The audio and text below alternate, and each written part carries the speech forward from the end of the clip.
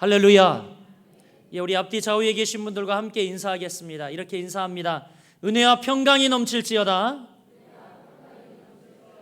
아멘. 사랑하고 축복합니다. 네. 오늘 여러분들과 함께 온전히 합하라는 귀한 말씀의 제목을 가지고 두 번째 고린도전서 말씀을 나누고자 합니다. 이 고린도전서 1장 10절 우리가 읽은 본문부터 4장까지는요, 고린도 교회가 직면하고 있던 첫 번째 문제를 다루고 있습니다. 그 문제가 무엇이냐면 분쟁의 문제, 분열의 문제, 다툼의 문제를 다루고 있습니다. 지난 시간 말씀드린 것처럼 이 고린도 교회는 많은 문제를 만나 직면하고 있었습니다. 왜냐하면 고린도 교회가 이 둘러싸고 있었던 이 고린도라고 하는 지역은 많은 세속적 문제, 그리고 또한 많은 여러 가지 교회를 침입하고 교회를 무너뜨리려고 하는 많은 세상의 문화들이 교회 주변에 있었기 때문에 교회는 그 세속성을 극복하지 못하고 더불어 함께 갈등하고 있었습니다.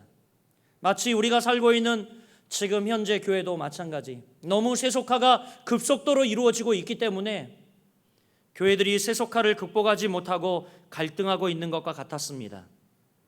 따라서 이 고린도전서는요, 고린도 교회가 이 문제를 넘어서기를 바라는, 성숙을 추구하는 바울의 간절한 염원이 담긴 편지입니다.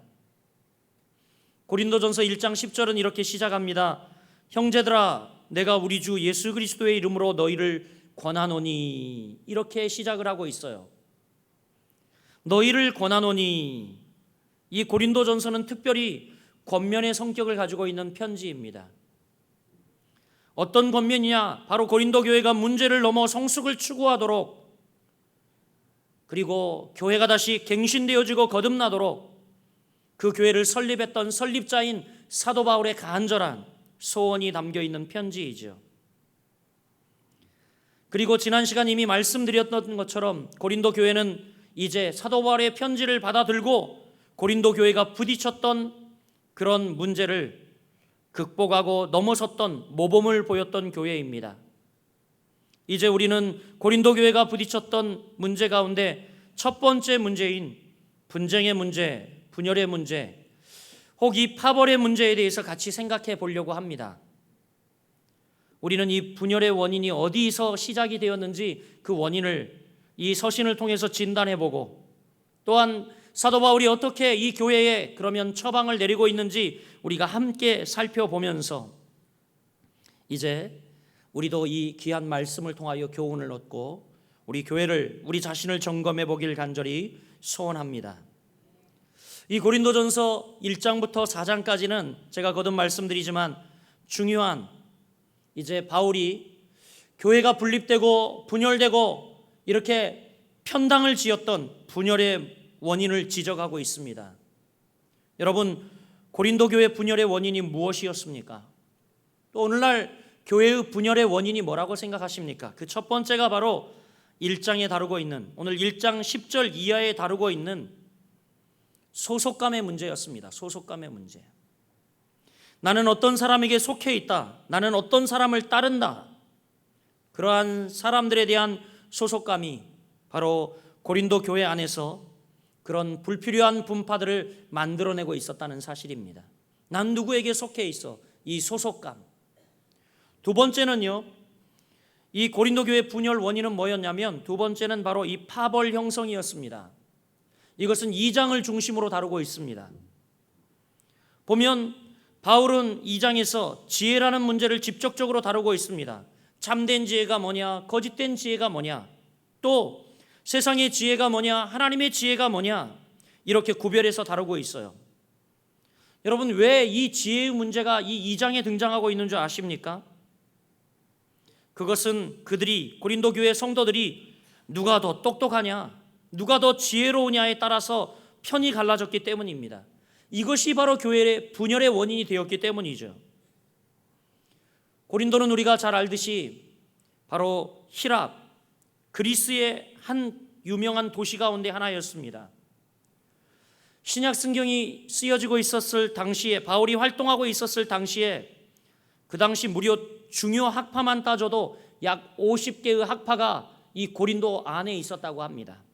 예를 들어 보면 소크라테스 학파, 플라톤 학파, 에피쿠루스 학파, 그리고 또한 스토아 학파, 이런 여러 가지 학파들이 50개 이상 존재하고 있었대요. 이러한 사회적 영향이 교회 안에도 그대로 들어왔습니다. 그래서 성도들은 지도자를 중심으로 교회 안에 파벌을 형성했어요. 나는 바울, 나는 게바, 이렇게 지도자를 중심으로, 나는 김 목사님, 나는 박 목사님, 이렇게 여러분 파벌을 형성하기 시작했다라는 것입니다. 여러분, 우리나라도 솔직히 히랍 사람들 못지않게 파벌을 아주 좋아하는 문화적 역사와 전통을 가지고 있습니다.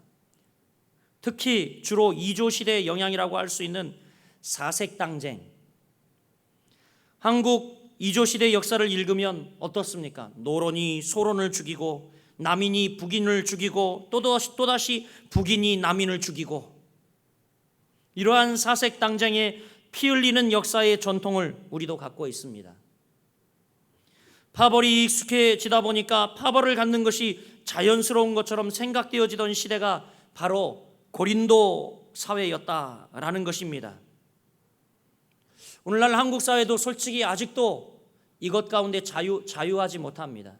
좌파니 우파니 하면서 계속해서 끊임없이 편당을 짓고 계속되는 당들의 이합집산의 모습들을 보면서 당파 싸움의 영향, 아직도 민주화된 현대 우리들의 사회 속에서 우리가 지금도 그대로 보고 있는 것이 현실이라는 것입니다. 그런데 여러분, 그러한 영향들이 교회 안에도 들어올 수 있다는 것입니다. 이런 파벌을 고린도 교회 안에서 볼 수 있었습니다. 그래서 이러한 파벌을 극복하기 위해서는 사도 바울이 이제 고린도전서 2장에서 사람의 지혜를 따라서는 안 된다라고 이야기하고 있어요. 그렇게 사도 바울은 역설을 하고 있습니다. 그래서 참된 지혜가 무엇이냐, 이렇게 하나님의 지혜가 무엇이냐, 이렇게 2장에서 이야기하고 있는 거죠. 고린도 교회 분열의 원인은 이렇게 소속감의 문제, 그리고 파벌을 형성하는 문제, 세 번째는 뭐냐면 3장에 다루고 있는데 서로 다름을 인정하지 못한 데서 또 분쟁이 왔습니다. 여러분, 사람들이 역할의 상위성을 이해하지 못할 때에, 특별히 지도자 되는 사람들이 각각 역할이 다른데 이 역할의 상위성을 인정하지 못할 때에 또 자연스럽게 서로 다툼이 생긴다라는 겁니다. 은사에 따라서 하고 있는 역할이 저마다 다르죠. 이 다르다는 것이 이해되어야 하는데 이 다르다는 것이 이해되지 못할 때에, 야, 왜 저럴까? 왜 저러지? 이러면서 여러분, 우리는 서로 비판하고 오해하고 거기서 파벌이 생기게 됩니다. 사람들이 역할의 상위성에 대한 무지가 고린도 교회의 파벌을 낳은 원인이라고 할 수 있습니다. 마지막으로 여러분, 또 고린도 교회의 이 분열 원인 중에 하나는 뭐냐면 판단이라는 것이 있었다는 겁니다. 이것은 주로 이 4장에서 다루고 있는데, 서로 판단에 대한 차이점, 나는 저 사람을 이렇게 판단한다, 나는 이렇게 판단한다, 이 판단이 바로 파벌을 낳고 있었던 것을 볼 수 있습니다. 지금 사도 바울은요 1장에서부터 4장까지 고린도 교회 분열의 원인을 낱낱이 지적하고 있습니다. 오늘 저는 다 언급할 수는 없고 오늘 본문이 이야기하고 있는 한 가지 핵심만 생각해 보려고 합니다. 오늘 본문에서는요 10절부터 17절까지 무엇에 대해 다루고 있냐면 소속감에 대한 분쟁의 원인을 다루고 있어요. 소속감, 사람에 대한 소속감. 어떤 사람에게 소속함으로 그룹이 생기기 시작하죠. 여러분, 인간은요 소속감을 필요로 하는 존재라고 이야기를 합니다. 많은 사회학자들이 그렇게 이야기합니다. 우리가 어딘가 소속되어야지 안정감을 느낍니다. 누군가에게 소속되어야 하고 어딘가 소속되어야 하지만 우리가 평안을 누릴 수 있죠. 안정감을 누릴 수 있는 것이 우리라는 거죠.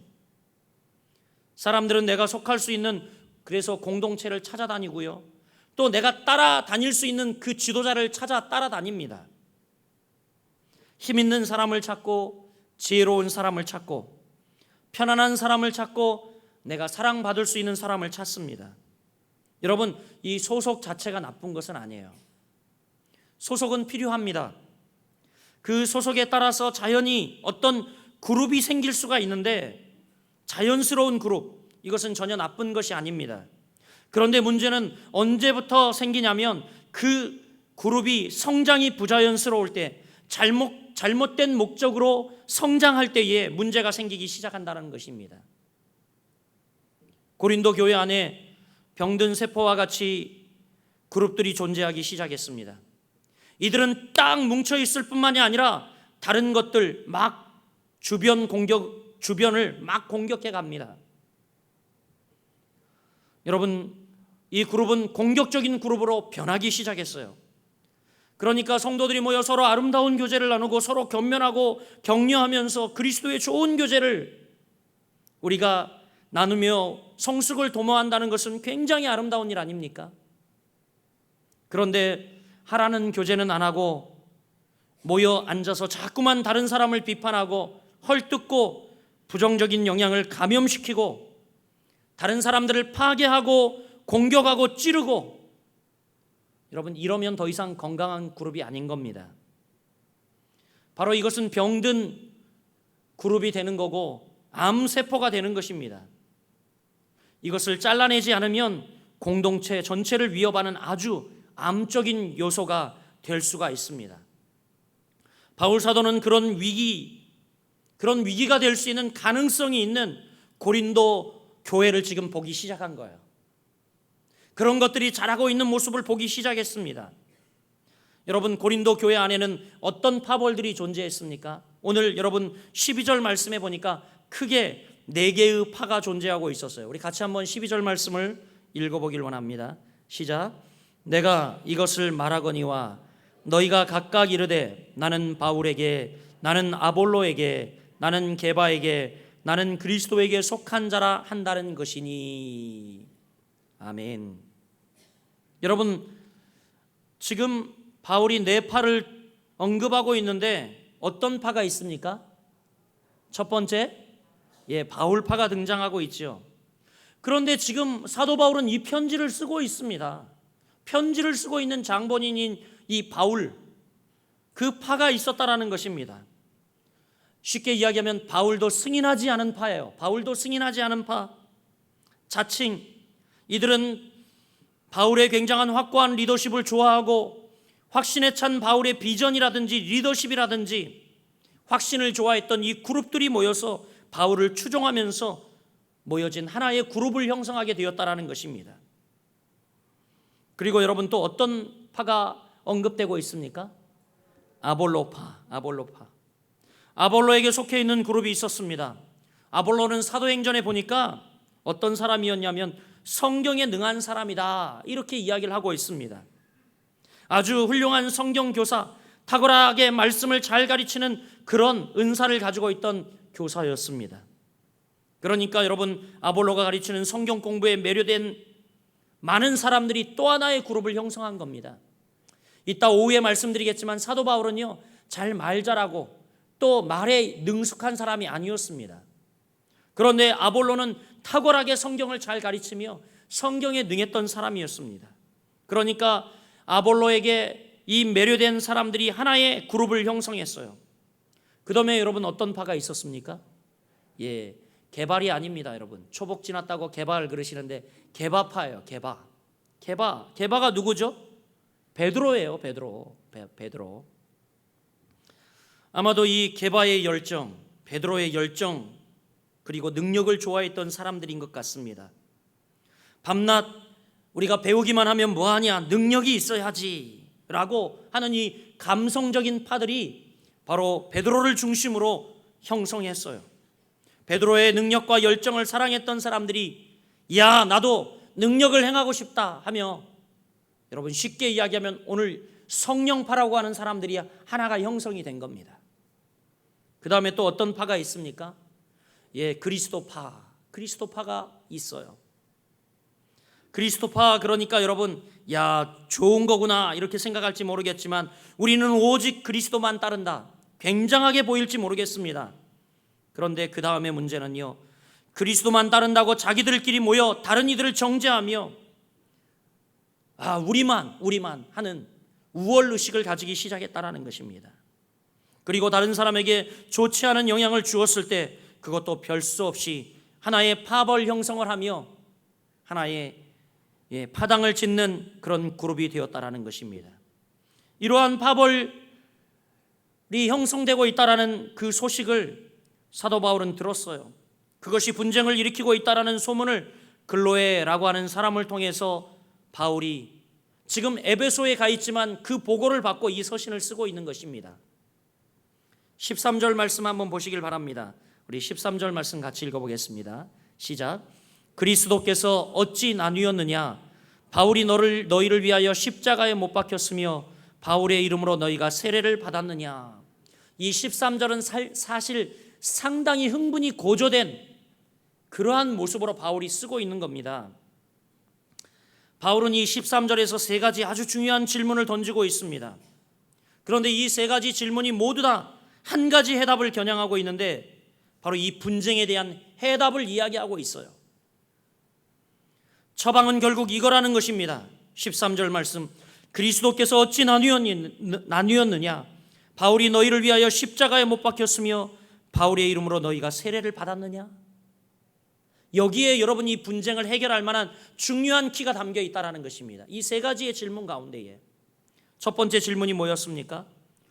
그리스도께서 어찌 나뉘었느냐라는 거예요. 그리스도께서 어찌 나뉘었느냐? 그러니까 여러분 이 말은 뭐냐면 예수님의 몸을 왜 찢으려고 하느냐 너희들이, 이 이야기예요.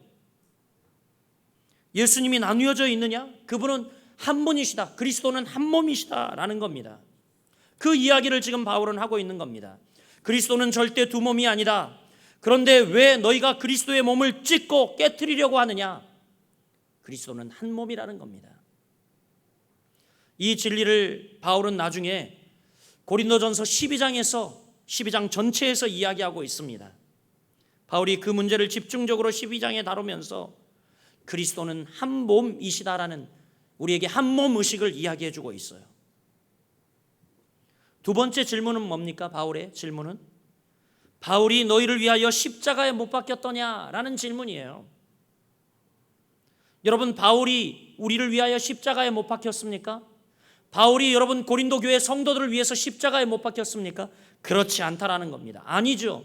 그런데 왜 바울을 따라다니냐? 바울이 하는 소리예요. 여러분, 이 이야기를 바울이 하고 있다라는 소식을 그것을 우리는 주목해 봐야 합니다. 바울은 정말 의식이 분명한 사람이에요. 나를 따라다닌다고 무조건 좋아하는 사람이 아닙니다.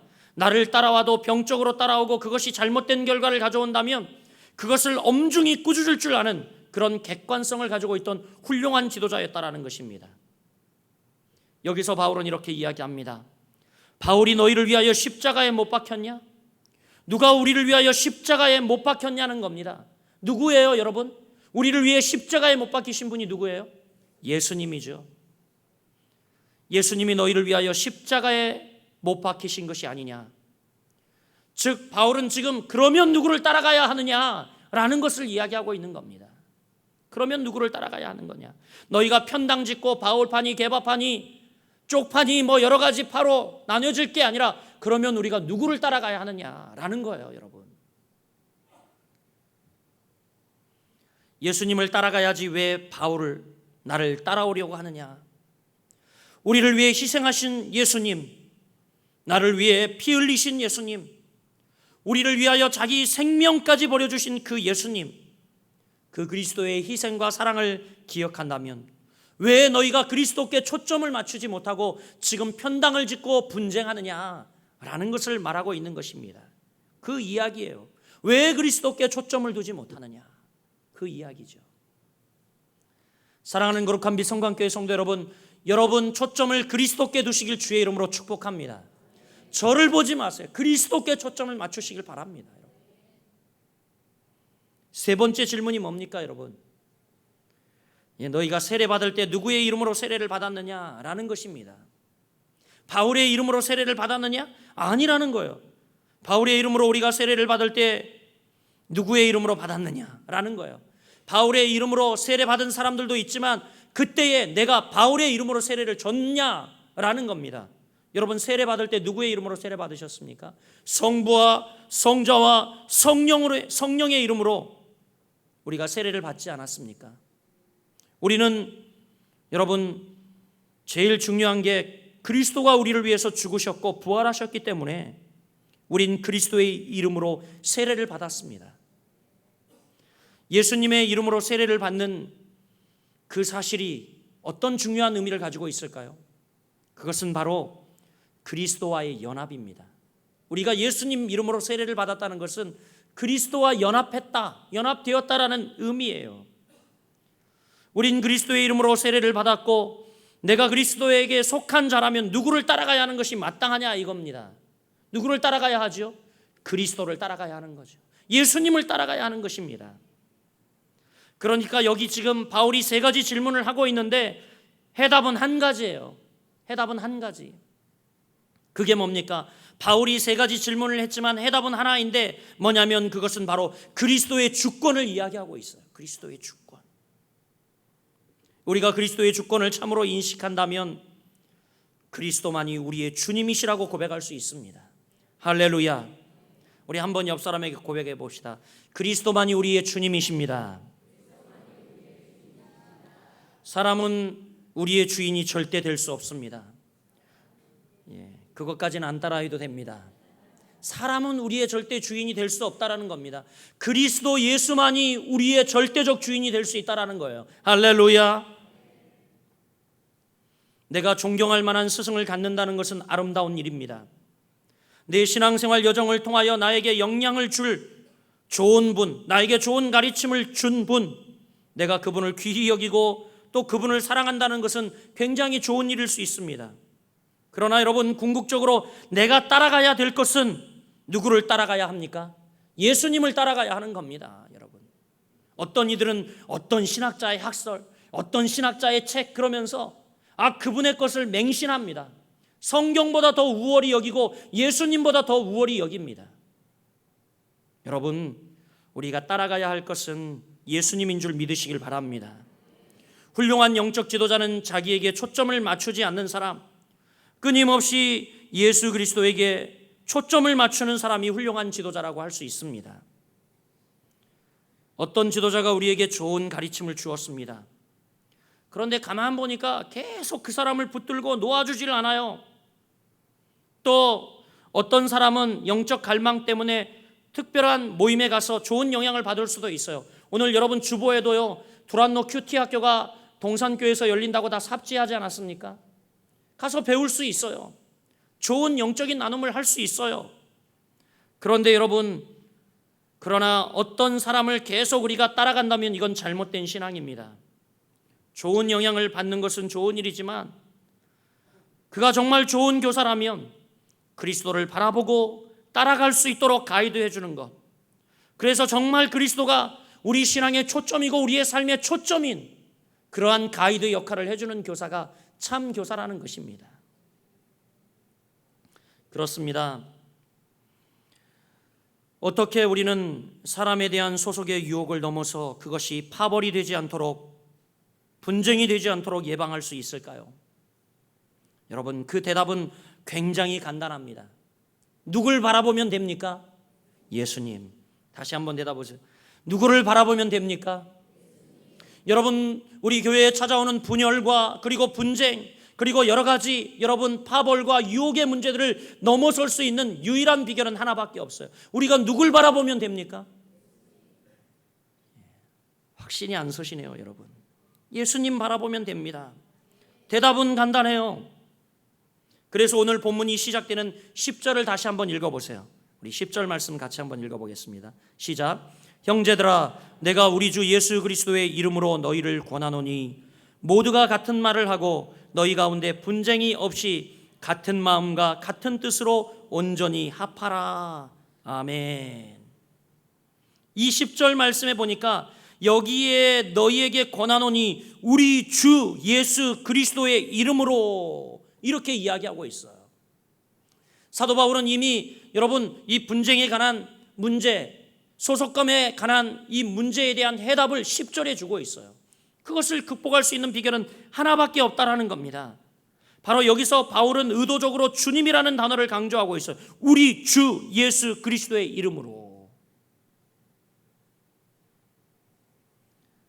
우리의 주, 우리의 주인, 우리의 주님이신 예수 그리스도의 이름으로 너희에게 권하노니. 너희가 같은 마음을 가지라는 겁니다. 여러분, 어떻게 같은 마음을 가질 수 있습니까? 자, 지금부터 하나 둘 셋 하면 우리 같은 마음 갖기요. 시작. 하나 둘 셋. 같은 마음 가져집니까? 그러지 않다라는 거예요. 아니면 여러분, 뒤에 있는 이 구호, 이제 올해 마라를 떠나 엘림으로 입성하는 애, 마라를 떠나 엘림으로 입성하는 애, 열심히 여러분 샤우트한다고 우리가 같은 마음이 가져집니까? 그렇지 않다라는 겁니다. 어떻게 여러분 우리가 같은 마음을 가질 수 있습니까? 이렇게 우리가 캠페인하고 우리가 작정하고 각오하고 된다는 것이 아닙니다. 간단합니다. 초점을 어디에 두면 됩니까? 예수 그리스도에게. 우리 모두가 예수 그리스도에게 초점을 같이 두면 같은 마음이 된다라는 겁니다. 온전히 합하여질 수 있다라는 것입니다. 할렐루야. 사랑하는 거룩한 빛성광교회 성도 여러분, 우리가 예수님을 바라보고 예수님을 쳐다보고 예수님의 뜻을 수행하고 또 그리스도 예수의 이름으로 우리가 구하고 한 방향을 바라본다면 우리가 연합되고 하나 되고 여러분 같은 마음을 가지게 될 줄 믿습니다. 이제 근본 주간에는 이제 각 교육부서 여름 행사들이 있습니다. 중고등부 수련회가 시작이 되고 또 여름 성경학교가 시작이 됩니다. 사랑하는 성도 여러분, 이제 이 모든 일들 속에서도 우리가 그리스도 예수만 바라보길 간절히 소원합니다. 아울러 곧 있으면 저희 교회는 41주년을 맞습니다. 이 41주년을 맞으며 우리가 각오하고 결단했으면 좋겠어요. 예수님만 바라보는 교회, 예수님만 바라보는 성도, 그런 성도가 될 때에 우리의 마음이 온전히 합하여져 분쟁이 없고 하나님이 원하시는 아름다운 교회를 이루며 주께 영광 돌리게 될 줄 믿습니다. 그런 성도, 그런 교회가 되기를 주님의 이름으로 축원드립니다.